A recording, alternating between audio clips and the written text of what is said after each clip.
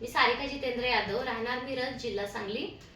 मी या मॅडमना 1 महिन्यापूर्वी रियांश अमृत ज्यूस हे दिलं होतं. त्यांच्याकडून विचारूया त्यांचा रिझल्ट काय आलेला आहे. मॅडम, तुमचं नाव सांगा. माझं नाव कांचन राजू गवळी. मी मिरजमध्येच राहते. आणि मला हा रियांश अमृत ज्यूस घेतल्यापासून भरपूर फायदा झालेला आहे. काय झालं तुम्हाला आधी? म्हणजे अगोदर माझ्या पोटात दुखत होतं. मग मी डॉक्टरांना दाखवलं. नंतर ना काय झालं, मग त्याने ते आतडे मध्ये चिकटल्यामुळे ऑपरेशन करायला म्हणजे केलं, पण ऑपरेशन सक्सेस झालं नाही.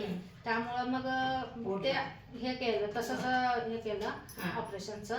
नंतर नाही की नाही, मग काही वर्षानंतर माझी मणक्याची गादी सरकली.